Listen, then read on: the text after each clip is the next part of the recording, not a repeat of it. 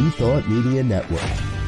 We are a global broadcast network of positive music, media, and entertainment, inspiring humanity's evolution along the journey of enlightenment and creating a world of love, peace, empowerment, and prosperity for all. New Thought Media Network. Positively inspiring.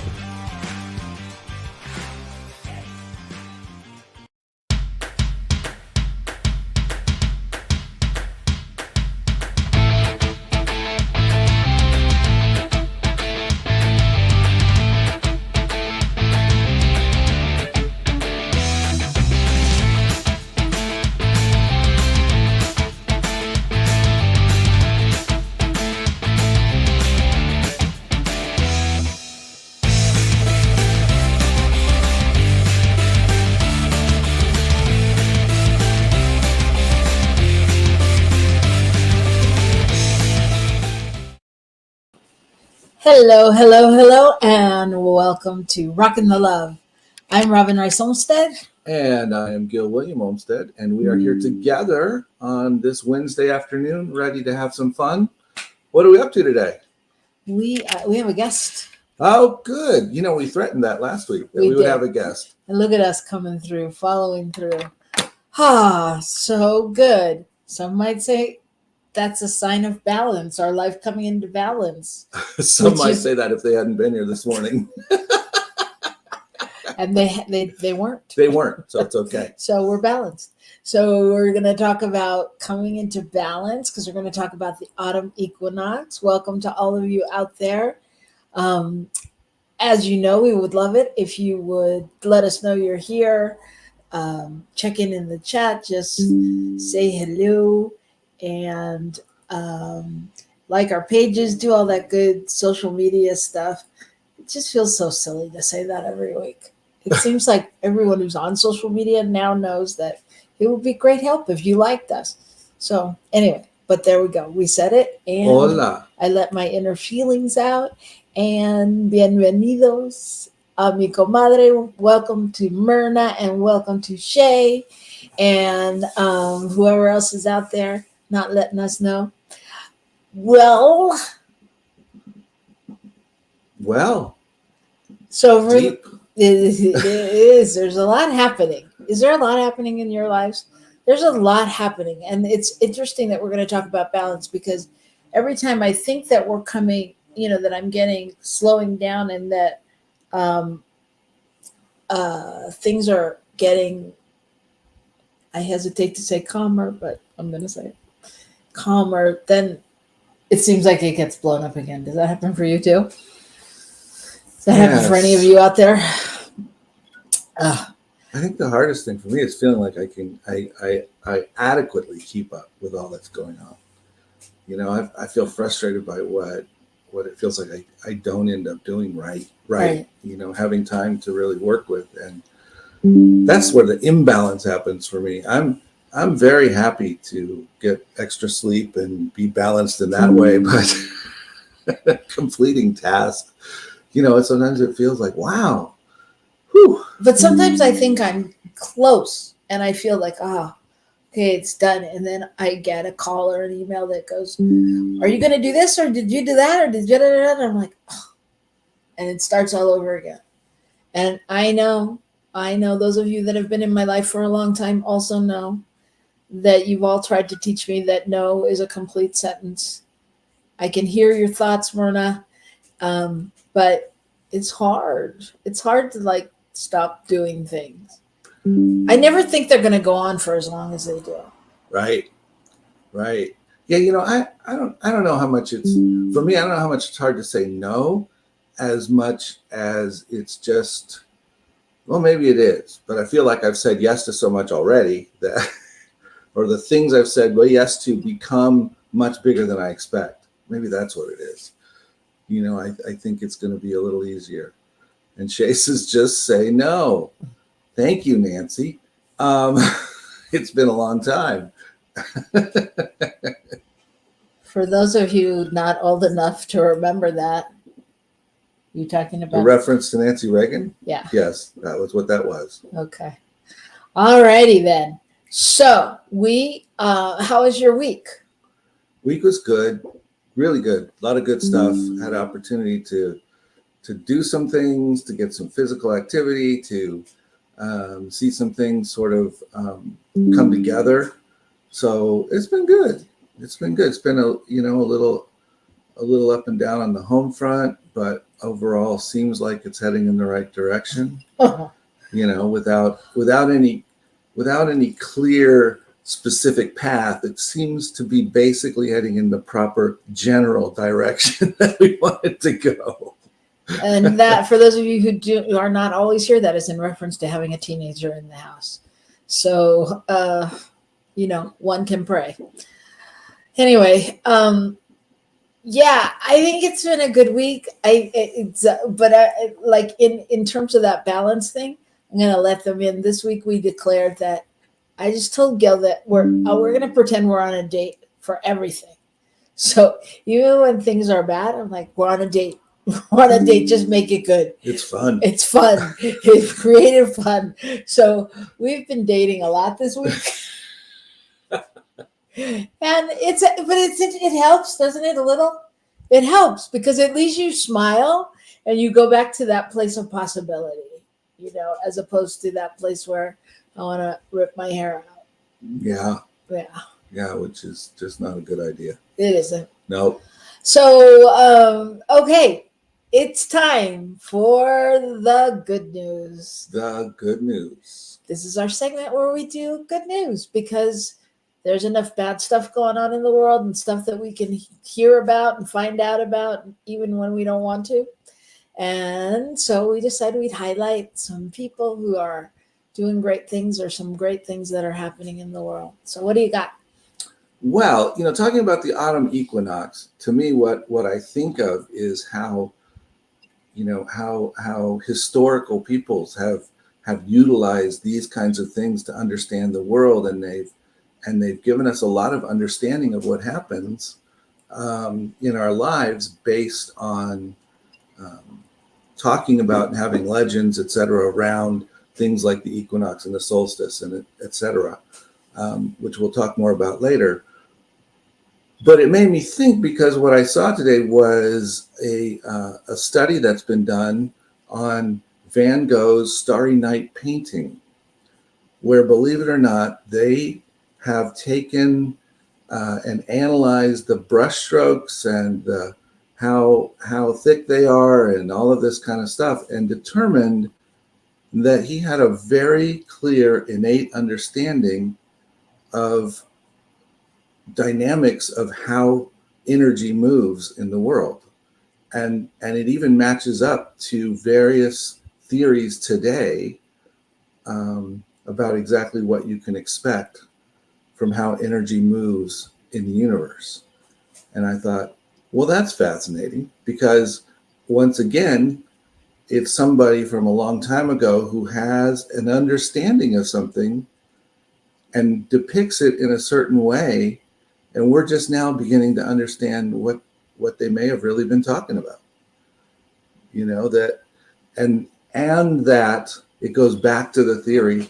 Remember when we did the hand workshop thing, and we learned all about our life in your hand, and the reality was what's your life in your finger. And anyway, what it came down to was the idea that every place you looked, there was a map of everything, which takes you back to the idea that every cell in your body has a map to everything in your body, because of course each one determines where they're going to go based on where it's needed. So when a baby is first forming, so there's this idea that all of the stuff that we've ever needed to know or known is known somewhere. Right. And that's what kind of hit me with this. So that's why I thought it was good news. I thought it was just interesting to keep reestablishing that and reinforcing that idea and realizing, wow, there's a lot there. Holographics. Yep, that's one way to describe it. Yeah. Interesting. Interesting. What else is interesting is I was looking at a used couch that had Starry Night cushions yesterday. She's like, I have a whole set of Starry Night cushion covers. Well, I think Wow. we need to call back on that couch. Right? There's a sign. It's a sign. That is fascinating. That is fascinating. My story is about a couple who are empty nesters, and it's really about a survey that people took about being adventurous, and like at what age is the best age to be adventurous, and they gleaned that like 42 was the best age to be adventurous. But this couple was in their 60s, and they gotten their kids were just moving out of the house, and they were empty nesters, and so they just became like the ultimate role models for adventure. And they went out and they visited all 63 U.S. national parks in 2 years, and they just decided to do it. They had traveled to Europe. They traveled a lot. They traveled to almost every country in Europe, but they decided they wanted to see the beauty at home and just lead a more adventurous life. And so they just took off, and they didn't do it in an RV. They flew to most places. Oh wow, interesting. And they just realized that they wanted to do this. They just wanted to visit the parks, and that now was the time. And her husband had a job that he wasn't particularly happy with, and they just took off. And so I just think it's really cool, because it really just speaks to how much there is to do in life, and that there really are no roadblocks if you don't allow them to be. And so I just think it's a great example of life goes on, and anything is possible. I think it speaks to the lack of real barriers and the plethora of created barriers in our lives. Right. Yeah. And so I just want to share a couple of the tips, because in the company that did the survey or whatever, they came up with some of the best advice for living a more adventurous life. And it's number one is you're only as young as you feel. Try something different, something you never would have thought you would do. Look inside yourself and decide what you would probably not do unless you give yourself permission, yet something you have dreamed of doing, and then take steps to do it. Go for it and take lots of photos to put on your, echo thing on your kitchen counter or on your coffee table, so that you'll always have a place to look at them, and you see them often, and you're reminded, of how it made you feel. And be spontaneous, take detours, and seek both adrenaline thrills and relaxation. That's funny. Be spontaneous, take detours. I remember when my family would travel, my dad would always, if you see something you want to look at, let us know. And we always like saw something and took off down a road or went to check something out. And it was always really fun. Yeah. Oh, that George. I love that George. But you're good at that too, most of the time. Most of the time. Most of the time. You're either really good at it or not. Like, no, it's not on the schedule. Or, okay, and off we go. It's good. It's good. Detours are good. Anyway, so there's some tips for being adventurous and, living into a more adventurous life. And I'm sure we could come up with a whole lot more. But we're not going to do that right now. We're going to talk about autumn equinox and what that means, balance, and finding it all when we come back after this break on New Thought Media Network. Stay around. Please help us say thank you to our organizational sponsors, including the Hefferland Foundation, Affiliated New Thought Network, International New Thought Alliance, Science of Mind Archives and Library Foundation, Center for Spiritual Living Denver, Center for Spiritual Living Midtown, New Thought Philadelphia, Planned Happiness Institute, Summit Center for Spiritual Living, One Heart Retreats, Center for Spiritual Living on the Lake, Unity, Kitchener, Unity Spiritual Center, Ottawa, Om Center for Spiritual Living, Satya Center, Begin Within Ministries, Center for Spiritual Living, North Jersey, Unity of Savannah, and the Center for Spiritual Living, Seattle, as well as all of our individual donors. Thank you for being part of the New Thought Media Network. Please like, share, and subscribe. New Thought Media Network, positively inspiring.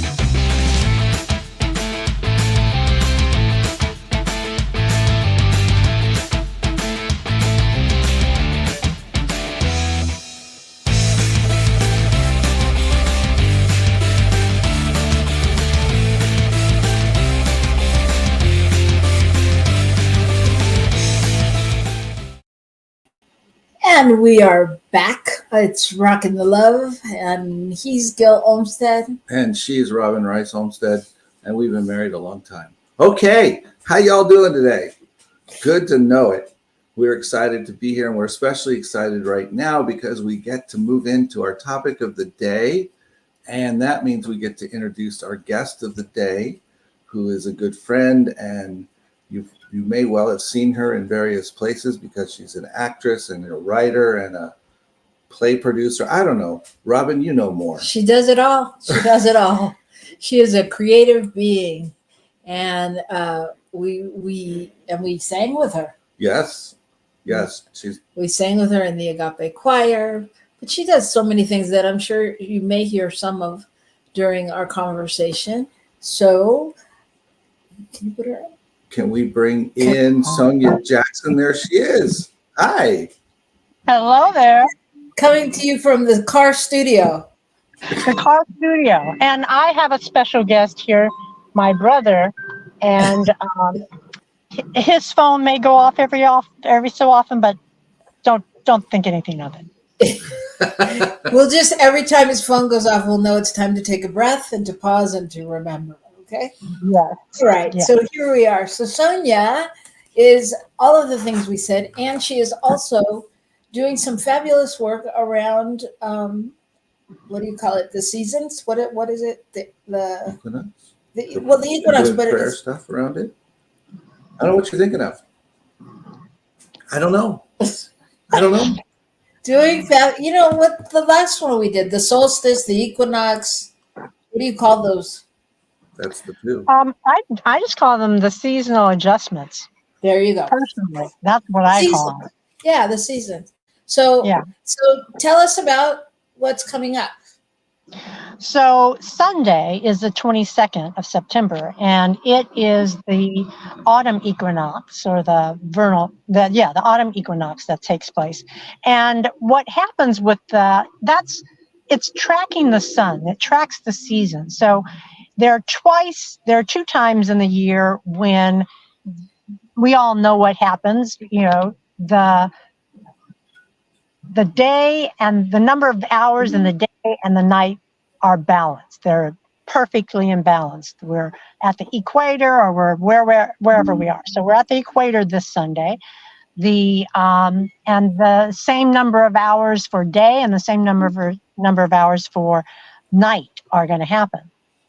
So what we're doing is looking at balance at that time. It's a very powerful time just in the universe in terms of us and where we are and the whole. I am not someone who's going to try and talk to you about how the universe works in terms of the planetary and the gravitational pull, et cetera, but it is a time for us to use as a reflective time. Yeah. So, hey, I have a quick question for you already. And that is, I know you mentioned that it's the same amount of time, day and night, and that's happening specifically at the equator. And so is it happening more or less most of the way around our world at the same time? Or what's... I told you not to ask me those questions. I told you it was not. I just went right there, didn't I? I'm sorry. You went right to it. Because I couldn't answer it, and I'm not going to try and fake it, Okay. And what I will do is challenge everybody to look up the equinox and find out what is exactly happening. This is the time when we're starting our harvest too, in terms of what used to be in the old, as they call it, the olden days. This is the time of the year when the harvest would come in, when you would go out and reap the benefits of growing all summer and that sort of thing. So we're doing the same thing for ourselves. We're harvesting what have we been working on in terms of growing for this year. What have we been working on, and what have we been looking at? And in terms of balance, one of the things for me is that it's not just it balances. We have the light and the dark, as they say. So what are you looking at with the light and with the dark? So if we have balance, what might be light to somebody might be dark to somebody else. What might be dark to one person might be light to another. So we want to look at balance as a way of being, because you're going to have both experiences in your life all the time. Like you were saying earlier in your catch-up, you were talking about this week was a bit challenging. And so how did you decide to look at it? It was challenging. So you decided to look at everything was a date. Oh, how many people had experiences this week? Can we think about that? Probably they weren't thinking of it as a date. They were not thinking of it. It's like you come home and you think you're going to have a really great meal and somebody's going to fix this wonderful meal for you. And then you find out it's the same meal that you had 2-3 days ago called leftover, and that's just called reinventing the food, it's marinated at home in the refrigerator. Yeah. So that might be dark to somebody else, and to somebody else it's light. Yep. Very true. Very true. So, but I think just going back to your first question that she didn't answer, I think if I'm understanding your question correctly, I mean, yes, I think it is experienced around the world, but it's experienced at different times. Just like when it's our summer, it's winter in Australia in that hemisphere. Right. So, yeah, I mean, it's different. Right. And I know that right now here where we are in New Mexico, it's pretty close to even. I just intuitively, I know that, we're pretty much right at that cusp where the days are the same as the nights. And, right. And it is because we're what, 4 days away from it, 4 or 5 days away from it. So the amount of time that is on one side or the other, the amount of time right now, the days are still longer, but maybe they're only longer by 15 minutes. 20 Right. minutes. And on Sunday, it'll be equal. It actually happens somewhere around noon this coming Sunday. But it'll last for as long, technically it'll last for 1 minute, and then it'll start getting darker, longer. Right. So it'll be 2 seconds longer, 15 minutes longer, an hour longer, until we reach the winter solstice, where it's then the longest night of the year for us. So Sonia, what moved you to start doing this and calling it a prayer party? I mean, what's the value of having a prayer party at this turn of the season time? Well, it came to me for a variety of reasons. I was going through my own medical challenge, and I wanted prayer. And I thought to myself, why just, I always love giving prayer. And when you're giving prayer, you're in the midst of prayer. And when you're in the midst of prayer, there are wonderful things that are happening to you, whether you're praying for somebody else, or you're praying for yourself, or you're just in the energy of prayer. There are some major things, if you're open and available to it, that are happening for you. So I decided to, hey, let's call a few friends together and let's all just pray and have a good time, because prayer for me is a celebration. A lot of people may have been raised in the idea that, oh, we have to pray. Let's sit down, bow our heads, be quiet, let's shh, we're praying. Thank God for what we want. Yeah, thank God. Yeah, exactly. And we do. We thank God for what we want. We thank God for what we have, because we technically have it already. God has already given everything. And when you're standing in gratitude of it showing up and it being there in whatever form it is or whatever form it's coming, then you're ready. As opposed to, oh my God, where is it? I can't find it. I'm looking for it. Save me. Sorry. Yes, she is an actress, friends. Yeah. So when So let me say a little bit more too. So regardless of who the prayer is for, the prayer is taking place. And if someone at our church, often people will pray for each other in the back of the church at the end of service.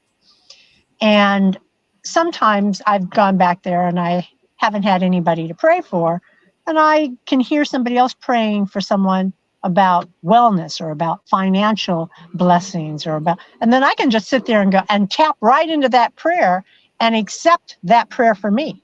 It's being prayed for somebody else, but then I can accept that. Oh, wow, I accept that prayer. I am open and available to what God is doing for them, because God's not saying, okay, you get it and you don't. It's God is just saying, y'all get it, just accept it. If you can accept it, then you can get it. If you can accept it, you can have it. So that's what, that was another part of what I wanted to put out there.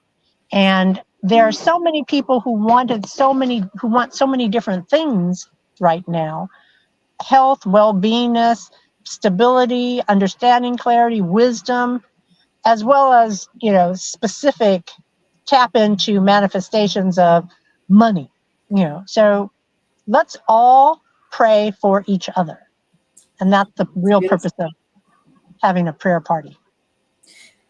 And I just want to say, since I was at the last one, because it's there, I think it's a hard thing to describe, really, for you to get the true feeling of what happened that night. But I think it's such a great opening. I mean, it's not a lot of time, and Sonia is very graciously says in her invitation, come for as little or as long as you would like. There's a few speakers that speak for about 5 to 7 minutes each. And really, it's just an opportunity to open and hear and remember. and just be open and available. And I feel like just even sitting with the season for that hour is really kind of an anchoring and awareness. And as practitioners, which we all are, we kind of sit in that space and hold that space. And it was so powerful to have, I don't know, there was a group of about 25, 30 people on the call last time. And it was just powerful. It was powerful. I mean, like people, when we hung up, were like, I mean, before we hung up, we're like, how can I get more, you know? And I don't know if you had thought about it at that time, like really continuing. But I mean, you know, people wanted to get their names so they'd know about it. And it's just, it was a beautiful space. You created a beautiful space for people to just really anchor that and be in that prayerful mode in a different way.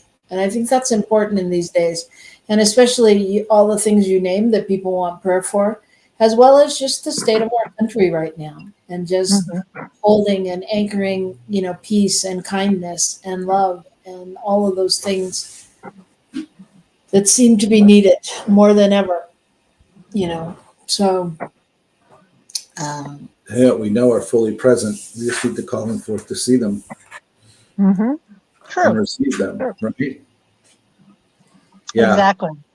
You were talking about praying at the back of the church, and it reminded me of at our center, the practitioners pray. And one of the things we often say is, you know, please come and pray with them because they really need to pray. You know, but it's that idea, you know, I mean, it's of total value to whoever is praying and receiving the prayer at the same time. And as you said, even those who are outside of that loop and yet tap into that loop, you know. Yeah. Yeah. Go ahead. You're going to say something? No. Not at that moment. We're moving into that fall and that harvest, like you said.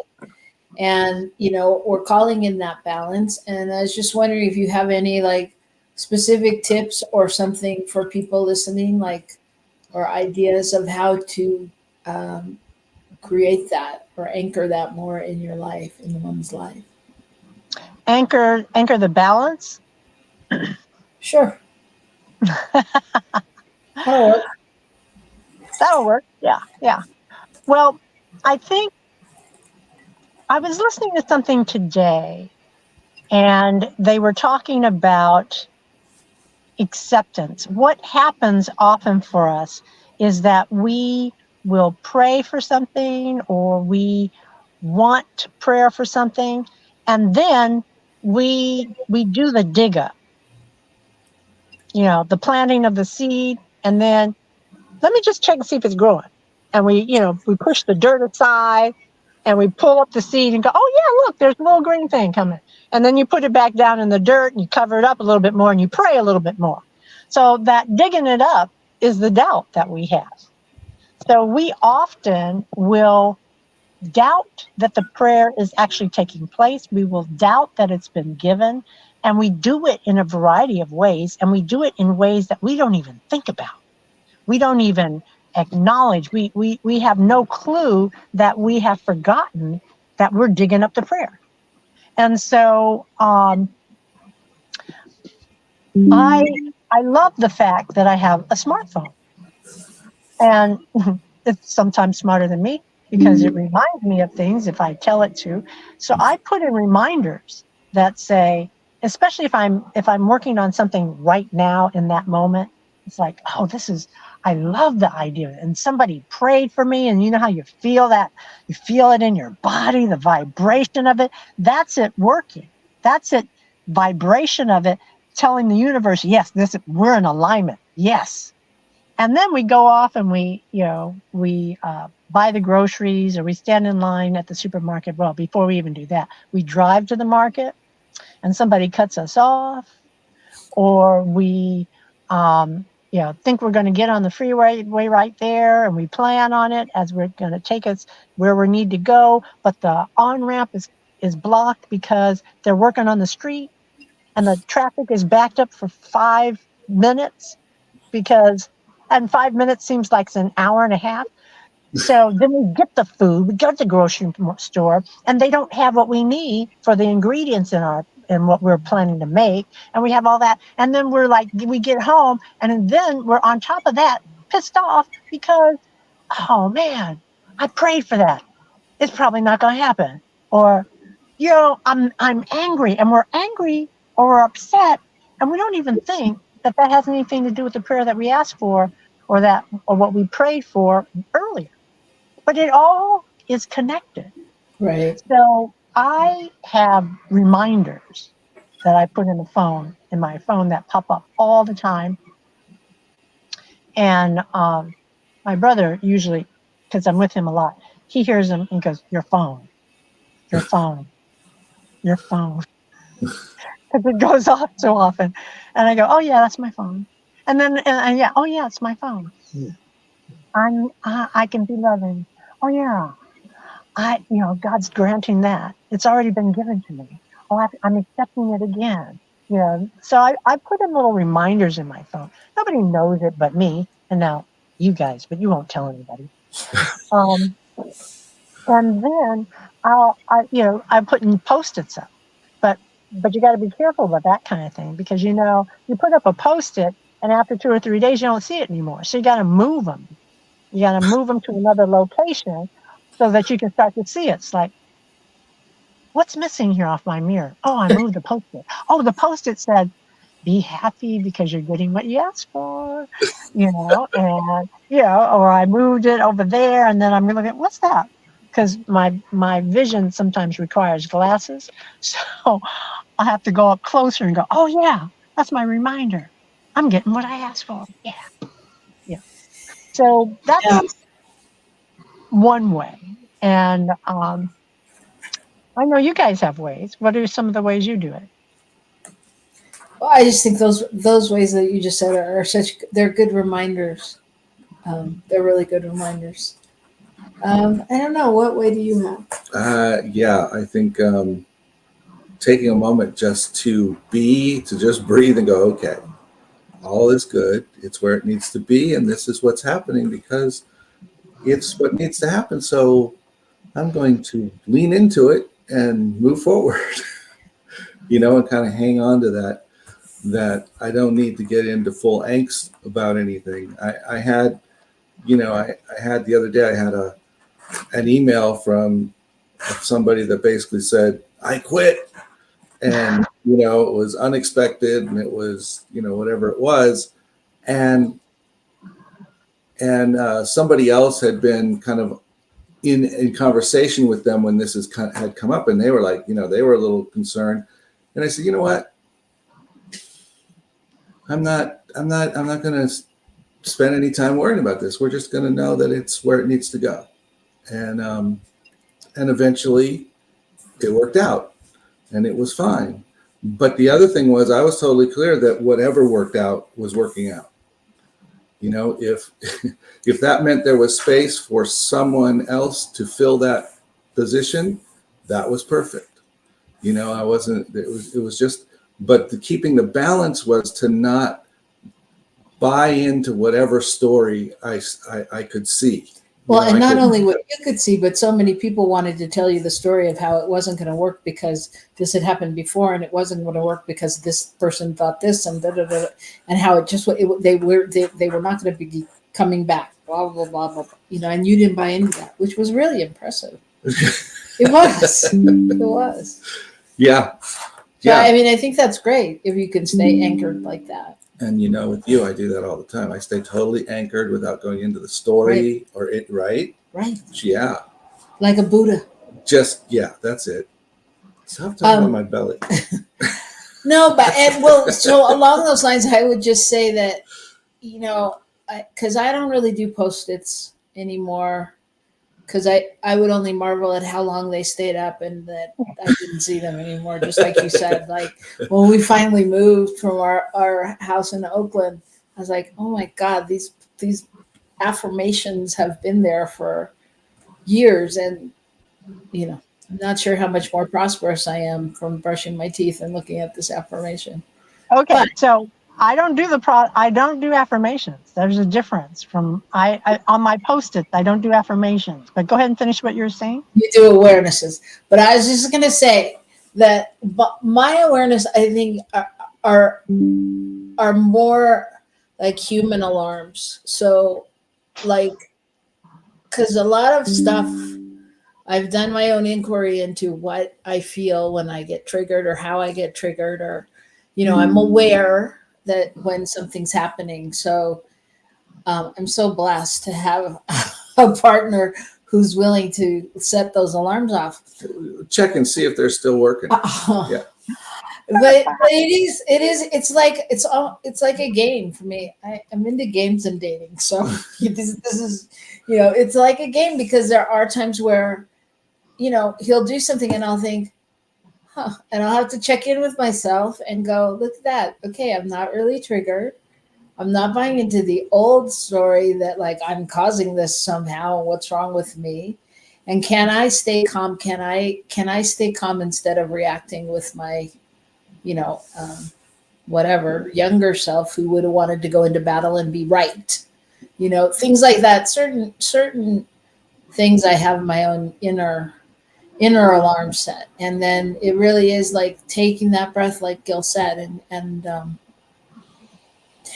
I think a lot about what I want the outcome to be, like that I want peace now, I want understanding, I want connection, whatever it is. And then I act from there.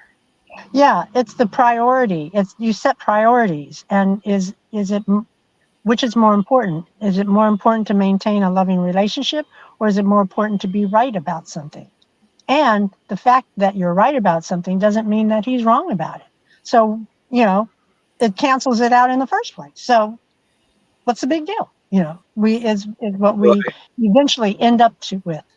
I don't know if I agree with you. I think if I'm right, then she's not. I mean, that's just no, but I absolutely hear what you're saying. You're right. And that's, part of the thing to understand for oneself as well is to that brings balance too. And you can really go, oh, there's multiple things in the world and they all function at the same time and together, and they're all okay. Yeah. And I will say that Gil's upbringing was a lot more based in right and wrong, black and white. His parents were right and wrong, black and white, worked at IBM, blah, blah, blah, blah, blah. My parents were hippies and this and that. And they're like, very zen. So like, yeah, everything was happening for a reason. So when we get down to things and when it comes to a thing, I have to remind him that's your way. It's not the only way, But Myrna says, back to, whatever we were saying, that is why we've been married for a long time. It's true. It's interesting because I remember once my dad came over to my house, and this was a long time ago, and he sat down, he wanted to have a conversation with me. Now, first off, you have to understand how that was amazing and a miracle in itself. But he said something about, we can talk about anything.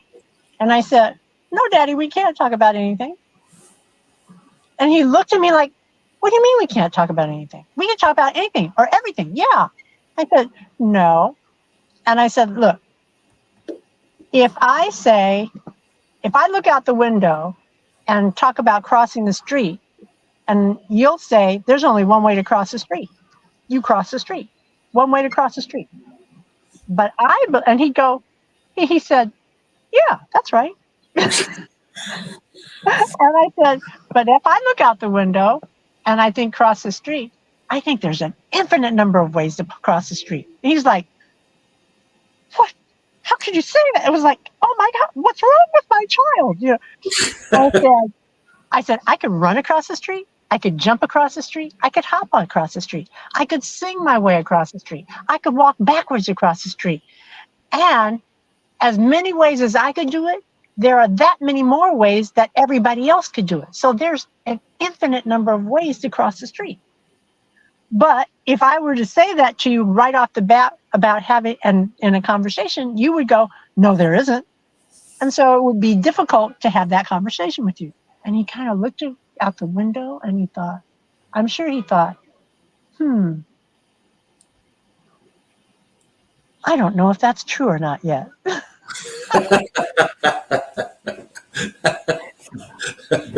there's something there. There, but I'm not quite sure. Well, that reminds me actually, Sonia and Gil. Well, not Gil. Well, yeah, Gil. We all were at Agape in Southern California, and I remember when I would take people to Agape. First of all, it was a traumatic experience for me because I never knew what they were going to think, and Reverend Michael and so. But what I knew was that the love in the room could not be denied. So I would bring people there, and they'd come out, and I'd go, "What'd you think? How'd you like it?" They were like, it was good. I don't know what he said, but it was good, I think, but it was that thing because you can't deny what's happening, and something's happening, but you can't compute it all the time, when you're new. But if you lean into it, you lean into that possibility, right? Mm-hmm. Yeah. Yeah. So that, I think that's the whole thing of the autumn equinox, right? Is being able to lean into that possibility and allow the harvest, whatever you're harvesting. And I just think there's something about multiplying it when you do it with friends. When you do it with a number of people, there's a magnification that happens. And so, somebody at the last one said, I just feel like my top of my head was blown off. And he was sitting there smiling. He's like, oh yeah, top of my head's blown off. And I thought, okay, I guess that's a good thing. So, but we have fun. We have fun with our prayer.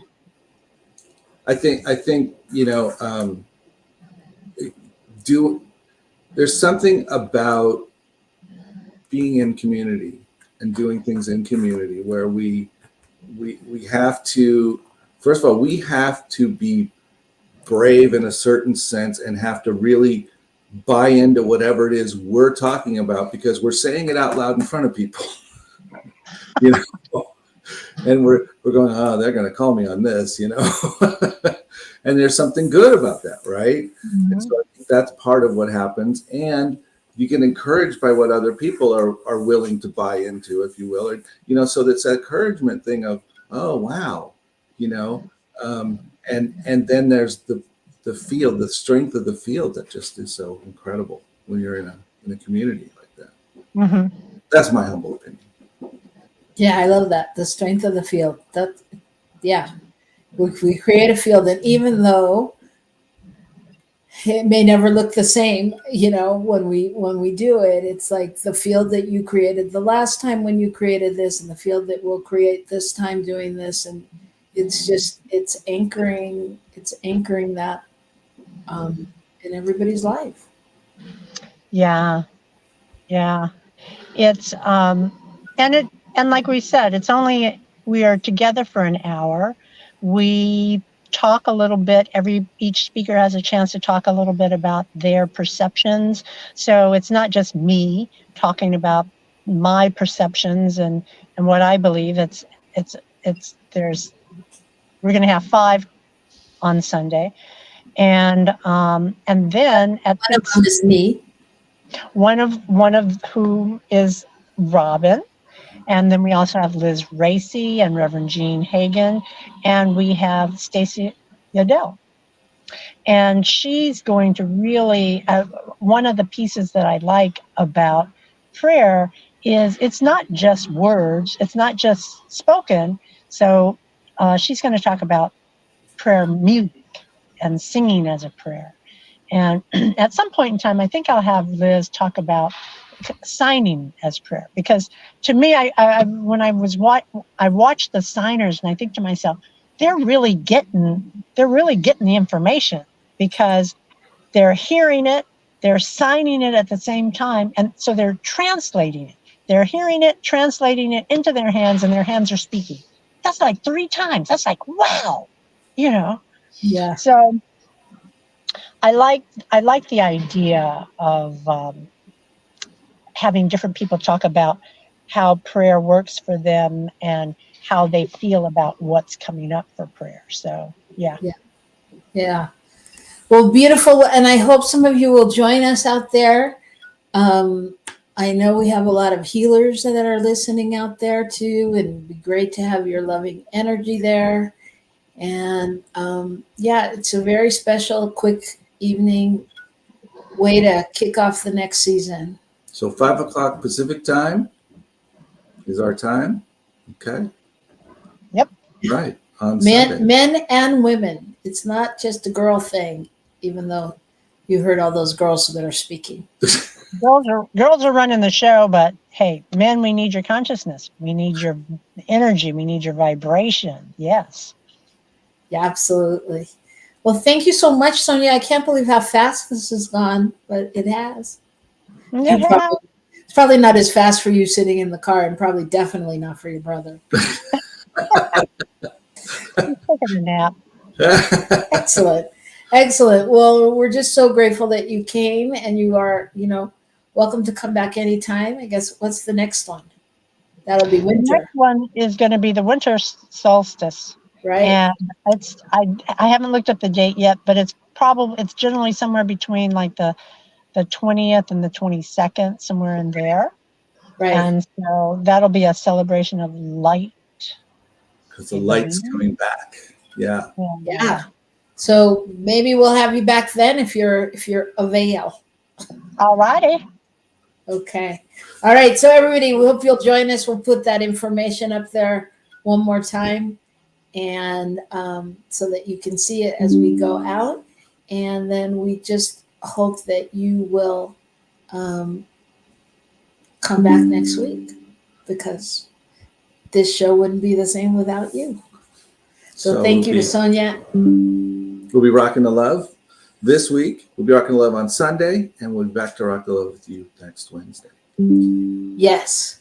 And somewhere in there, girls behaving metaphysically will be. It's a mystery, but you'll see us somewhere. All righty, everybody. So you know what to do. You know how important it is to do it. Go out into the world and rock the love this week. See you then. See you next week. Bye.